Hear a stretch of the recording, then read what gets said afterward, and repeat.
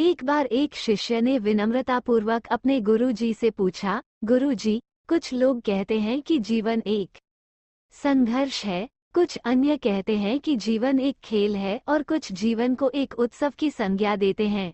इनमें कौन सही है? गुरुजी ने तत्काल बड़े ही धैर्यपूर्वक उत्तर दिया, पुत्र, जिन्हें गुरु नहीं मिला उनके लिए जीवन एक संघर्ष है, जिन्हें गुरु मिल गया उनका जीवन एक खेल है, और जो लोग गुरु द्वारा बताए गए मार्ग पर चलने लगते हैं, मात्र वे ही जीवन को एक उत्सव का नाम देने का साहस जुटा पाते हैं। यह उत्तर सुनने के बाद भी शिष्य पूरी तरह से संतुष्ट न था। गुरु जी को इसका आभास हो गया। वे कहने लगे, लो, तुम्हें इसी संदर्भ में एक कहानी सुनाता हूँ। ध्यान से सुनोगे तो स्वयं ही अपने प्रश्न का उत्तर पा सकोगे। उन्होंने जो कहानी सुनाई वो इस प्रकार थी। एक बार की बात है कि किसी गुरुकुल में 3 शिष्यों ने अपना अध्ययन संपूर्ण करने पर अपने गुरुजी से यह बताने के लिए विनती की कि उन्हें गुरुदक्षिणा में उनसे क्या चाहिए। गुरुजी पहले तो मंद मंद मुस्कुराए और फिर बड़े स्नेहपूर्वक कहने लगे, मुझे तुमसे गुरुदक्षिणा में एक थैला भर के सूखी पत्तियां चाहिए, ला सकोगे? वे तीनों मन ही मन बहुत प्रसन्न हुए, क्योंकि उन्हें लगा कि वे बड़ी आसानी से अपने गुरुजी की इच्छा पूरी कर सकेंगे।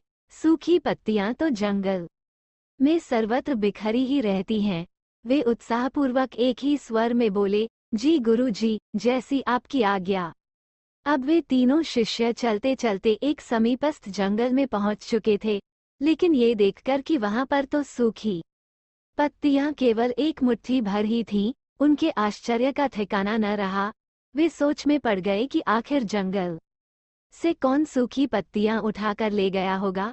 इतने में ही उन्हें दूर से आता हुआ कोई किसान दिखाई दिया। वे उसके पास पहुंचकर उससे विनम्रतापूर्वक याचना करने लगे कि वो उन्हें केवल एक थैला भर सूखी पत्तियां दे।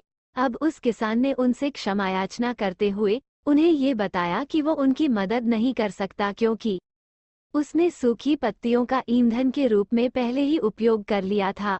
अब वे तीनों पास में ही बसे एक गांव की ओर इस आशा से बढ़ने लगे थे कि हो सकता है वहां उस गांव में उनकी कोई सहायता कर सके। वहां पहुंचकर उन्होंने जब एक व्यापारी को देखा तो बड़ी उम्मीद से उससे एक थैला भर सूखी पत्तियां देने के लिए प्रार्थना करने लगे, लेकिन उन्हें फिर से एक बार निराशा ही हाथ आई, क्योंकि उस व्यापारी ने तो पहले ही कुछ पैसे कमाने के लिए सूखी पत्तियों के दोने बनाकर बेच दिए थे। लेकिन उस व्यापारी ने उदारता दिखाते हुए उन्हें एक बूई माँ का पता बताया जो सूखी पत्तियां एकत्रित किया करती थी, पर भाग्य ने यहाँ पर भी उनका साथ नहीं दिया, क्योंकि वो बूई माँ तो उन पत्तियों को अलग अलग करके कई प्रकार की औषधियां बनाया करती थी। अब निराश होकर वे तीनों खाली हाथ ही गुरुकुल लौट गए। गुरुजी ने उन्हें देखते ही स्नेहपूर्वक पूछा, पुत्रों, ले आए गुरुदक्षिणा? तीनों ने सर झुका लिया।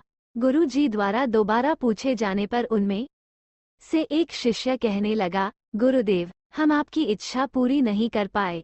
हमने सोचा था कि सूखी पत्तियां तो जंगल में सर्वत्र बिखरी ही रहती होंगी, लेकिन बड़े ही आश्चर्य की बात है कि लोग उनका भी कितनी तरह से उपयोग करते हैं। गुरुजी फिर पहले ही की तरह मुस्कराते हुए प्रेमपूर्वक बोले, निराश क्यों होते हो? प्रसन्न हो जाओ, और यही ज्ञान की सूखी पत्तियां भी व्यर्थ नहीं हुआ करती, बल्कि उनके भी अनेक उपयोग हुआ करते हैं। मुझे गुरुदक्षिणा के रूप में दे दो।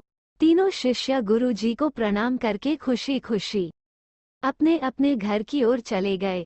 वो शिष्य जो गुरुजी की कहानी एकाग्रचित होकर सुन रहा था,